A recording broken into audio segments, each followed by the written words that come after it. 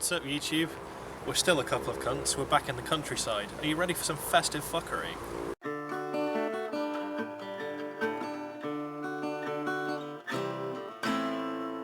I don't want to throw around the words Christmas miracle without, meaning it. But it was over a year ago we filmed our 50th episode, both of us genuinely believing that was the last time we were going to do this. But my bald, beardy, beer-soaked bay has been returned to me, and so we thought we'd give it another crack. It's very nearly Christmas. And when you're bored, sat around your parents' place because you've gone home, you've got nothing to do, and you're trying to figure out some way to kill some time, watch us. Yeah, we'll bring you the Christmas spirits.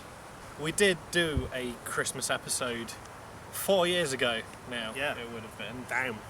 I asked you what you were expecting for Christmas and you said a sat-nav. In the 4 years hence, have your ambitions got a bit more lofty, or are you still asking for completely boring shit? I wanted a sat-nav because it was practical at that point. This year I haven't really asked for anything all that amazing either. In fact, I can't even really remember what I asked for. I know for our Secret Santa group, I put down 2 books, a DVD, and I think maybe a CD or something. So I'm still not one of those people who's like, oh, can you get me a set of antique carving knives that have got jewel encrusted hilts, so when I'm carving a turkey I look like a pimp. I'm one of those people who's quite simple pleasures. That is the sort of thing I would expect you to ask for, though. A barbecue pit made in sort of the dark of Malaysia that you can do 2 whole pigs in at once, or something like that. That'd be the sort of thing I could go for. One of the reasons I really, really want my own place, not the security, not the freedom or anything like that, just the ability to have your own barbecue. Well, when I was on holiday in Lanzarote, now we're talking about 14 years ago now, we went up to, they have a sort of a national park built around the volcanoes there. Mm-hmm. They're dormant, but there's sort of, I don't know the scientific word for it, there's the sort of crevices that lead all the way down to where the magma's still flowing and everything. So they can still get geothermal energy. Exactly, and they have this one point where they put a grill over this sort of pit into... Nice. So they basically just marinated this chicken in these Spanish spices and just thrown them over what's essentially a volcano. That's a pretty boss way to cook your meat. To be honest, I feel like just doing turkey in the oven and some Brussels sprouts is going to seem a little disappointing by comparison. Just burst into my parents' house and go, "Mother, cook me dinner over some liquid hot magma." Are you having turkey for Christmas this year? We are having turkey. They got it yesterday. It's taking up most of the fridge, which is good. That's a reasonable size. Yep. We've my mum as well. I don't know how she finds out this stuff, but she always seems to know. For someone who doesn't really use social media or anything like that, she always seems to know places where there's a sudden offer on or something. And turned around the other day, it's just it was Lidl or Aldi. She's like, oh yeah, they've got entire Canadian lobsters for a $5 a go. So we've got 2 of these in the freezer. We got them home, and Mum was like, well, what are we going to do with them? I don't know. I thought you knew how. So on the back, it's literally they're pre-cooked. They've just been frozen, so it's boil for 5 minutes and then it's ready to go. It's brilliant. What do we do with lobster? I feel like we should make rice or something with it, because you can't just make chips with lobster. You're just sort of cheapening it. But I'll probably tend to do is just give me some sweet potato wedges and lobster. I'll be happy. I find lobsters one of the most dissatisfying things to eat, because the amount of effort you put in and the amount of mess that it makes for what you get out of it. I mean, it was one of the cheap German supermarkets, either Aldi or Lidl, that were doing the lobster, so we thought, why not? We bought them home, and it just had it for supper, just lobster on its own, just turned on its back, lying on my plate, oh no, dead, obviously. And so I got a proper steak knife out to cut the fucker to pieces, and I was just hauling out these hunks of lobster meat, and by the end of it, I looked like I'd slaughtered a bus full of children. There was bits of chicken and meat all over the table, and I'd probably eaten about half an ounce of cheap, flaky lobster meat that was overboiled. Remember one time I was eating a crab, so I was actually picking this thing to pieces with my hands, and got a bit of shell, just pressed it under one of my nails. So, yeah, when food hurts me back, I don't tend to be too keen on it. I prefer crab, but it is dangerous. The ones that you can buy from the seaside, you get them in those little stalls. They've got some proper sharp bits on it. I didn't know a crab was such a barbed animal. Well, that's perfection in nature. Basically, that's probably because they don't want to be eaten by shit. So they evolve that way. They've designed an animal that is essentially it's like a spider that everyone is terrified of, crossed with a tank, crossed with knives that lives in the depths of the ocean.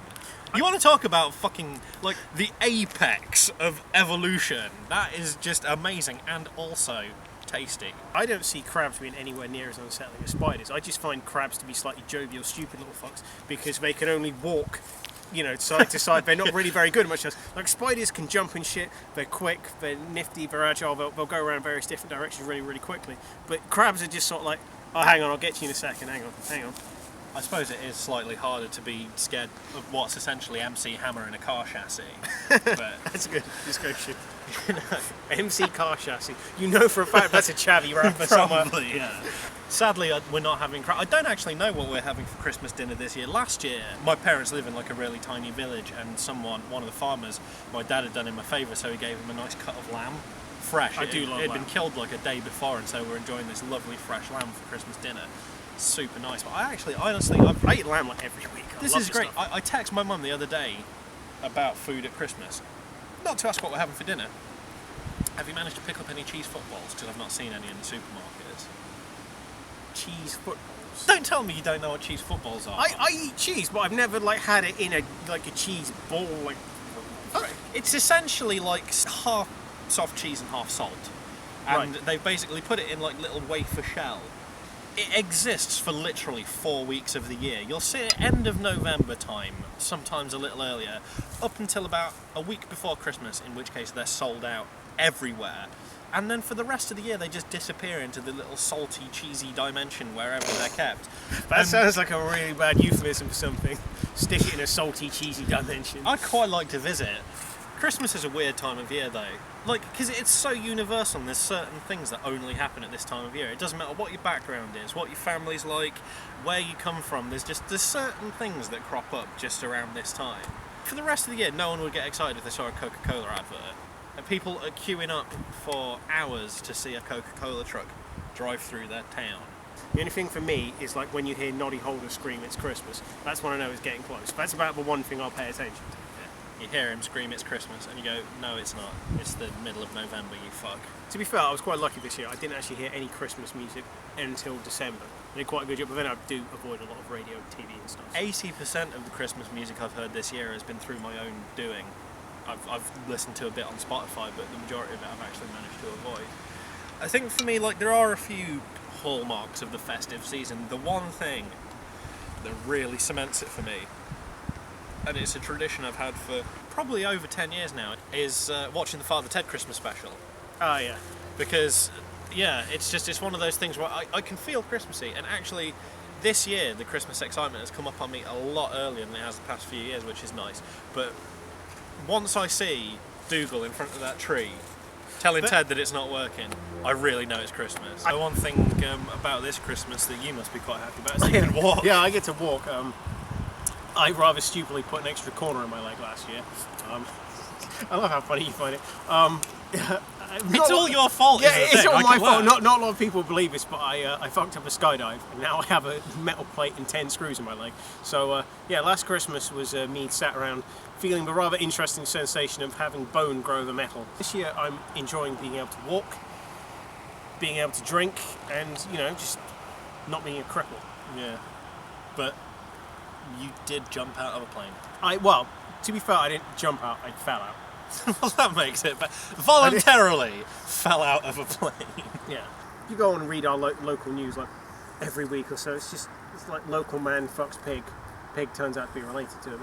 It's stuff like that. Something that did come up in the news semi-recently, which means that we really shouldn't be ragging on other countries too much, is that their leaders may be tyrants, dictators, being kept alive by stem cells or old bits of Idi Amin. But did they fuck a pig? I don't think he necessarily fucked it. He put his genitals in his mouth.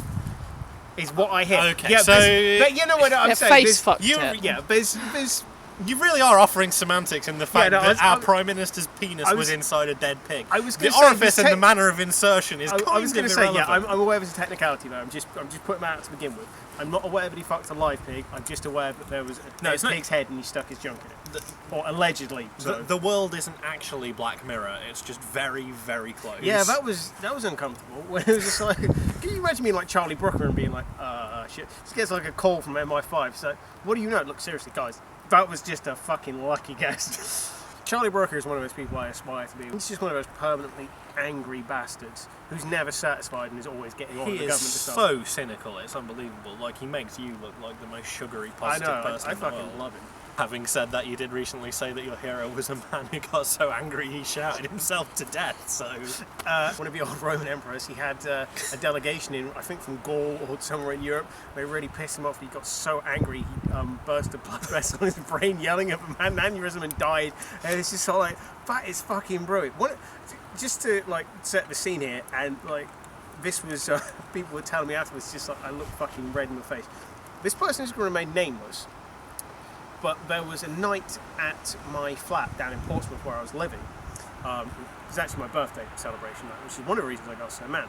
And we got drunk there, and stupid shit happened. And to be honest with you, most of the people there were about 10 years younger than me anyway. Most of them were just coming fresh at that time, so 8, 9 years younger than me. So they're a little bit stupider and don't really hold their alcohol quite so well. One particular person, someone had asked if they could have some food, so there were some breadsticks around, and they were just like dipping them into my peanut butter and smoky dips I had. So one people got some Shreddies out, just started eating them from a packet, then smacked a load over my head, and then threw a bunch of them around my flat, which you don't think is too bad. Then as soon as people start fucking treading on these things, there's only about 12 of them on the floor, they all trodden into the carpet, these things went fucking everywhere. As soon as I noticed this, because I'm drunk as fuck by this point, I then look around and realise half of my flat is covered in Shreddies because this person's been thrown around. This fucker's still walking around with a fucking box on. So he left. Have you noticed how around Lincolnshire no one can fucking drive? Like, seriously, the A1 has been closed twice this week. I think the A52 was closed like the week before that. There's not a week goes by where there's not some ridiculous accident that closes off at least one lane.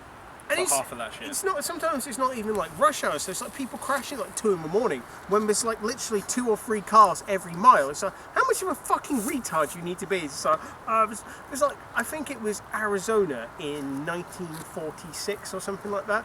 There was a car accident between a tree and a car, and it was the only tree for like 4 miles or something. And some guy went into it and killed it. And there was like, I think it was New Jersey or something like that. There was another fact like a few years later, there was only 2 cars in New Jersey at the time, they managed to crash into each other. There's something almost admirable about that. I've noticed this recently, I don't know whether it's just me getting like older and more pissy, but I swear that people are getting shitter at driving. Like, I'll tell you a story recently, I nearly died. I'm coming out of the like little country road, I stop to pull onto the A1, it's fine, it's clear. I start to pull across and someone in the southbound lane pulls into the central reservation and comes straight across. After I've left and I'm crossing, so I literally have to stop across both lanes of the northbound A1 while this fucking pleb basically pulls around me. So I get into the central reservation and I'm just sitting there and I'm thinking, if things had been just a fraction different, if I'd have pulled out half a second later, if there'd have been a few inches different, I literally would have been stranded in the middle of the northbound A1 and taken 2 trucks to the side, and I wouldn't be here doing this. It just makes me think people make these split-second decisions to be a fucking cunt. And like, you know, oh, I'm in a hurry because I've got to get to, you know, Auntie Jill's house because she's baked me some cookies, and I quite want some cookies, and so I'm gonna risk this other asshole's life by... The amount of people who fucking cut me up on roundabouts or pull across in front of me. Just like, what are you in such a hurry for that you have to endanger my life? You know, I want to get home and eat my pasta, alright? So are your priorities really more important than mine? But I'm not there making you and your 14 shitty little kids who are fighting in the backseat crash. Grow some chromosomes. But I think some people genuinely see lanes as just voluntary, really. It's like I see these lines and I see that most people are driving in this way, but I think I'm just going to do this. We'll see what happens. That's one of the things, like in this country and certainly this part of the world, sort of Europe, America, so on and so forth. very regimented driving. But when you go to other areas, sort of like the Far East, it'll be much more of a case where it's just done a lot more on feeling and interpretation. I've seen the roads in like India and the United Arab Emirates and stuff. It's like 18 lanes that aren't really lanes. It's just like this massive road with like 6 million cars all just going whoop, whoop, whoop. It's like basically imagine like a kid has got every micro It's machine like set Tetris. ever made, laid them all out in his living room, tipped his bucket of cars onto it and has just started spacking around. That's essentially what those roads are. There was this one time which was really, really good. It was a work Christmas party in 2010. They had Dodgers there, proper like old school bumper cars, you know, but ones without much padding in, but really like will hit you. And I was there, and both of us were in this car. It's like, right, Alex, put your foot on the accelerator. Accelerate when I tell you to. Just let me take care of this steering. So I'm just there. I'm wrecked by this point, but I'm just like in the fucking zone. And I literally just like, right, accelerate. And then it's like, I'm like going like this. Is like everybody's chasing us around because like, I avoid one person when they try and hit me. They hit someone else. So then someone else sees me do that. So they start chasing me. So we're literally snaking around all of these people. And we're occasionally bashing into people. We're making them crash into each other. And he just sort of looks at me at the end, it's like, you practiced that before? It's like, no, I'm just really drunk and didn't want to get hit. I'm a determined man. The last time I was properly drunk was the work Christmas party in 2013, and Is that the vomit incident? yeah. But you know how you sort of, people have those sort of mornings where they wake up and go, you know what, I'm never drinking again. I never make that promise to me because I know I can't keep it. But I got up that afternoon, about 3 o'clock I think it was, I got out of bed, and I said I am never drinking that heavily again. And I've kept to it because a couple of sessions like that and I would have essentially been pickled. Well, once again, we've been a couple of cunts in the countryside, and if you enjoyed this episode, you should like, favourite, share and subscribe. Check us out on Facebook and Twitter. If you didn't enjoy it, I'm surprised you watched it, to be honest. We've been gone for a year. You could have been done with this shit. Of course, we don't know if we're coming back again, but I'm sure this won't be the last time you see us, so We get drunk quite often. We'll see you next time. And remember, Bob Geldof's about a lot this time of year, asking you if you know it's about Christmas and trying to feed the world. Remember, don't worry about feeding the rest of the world. They're bastards. You just worry about you.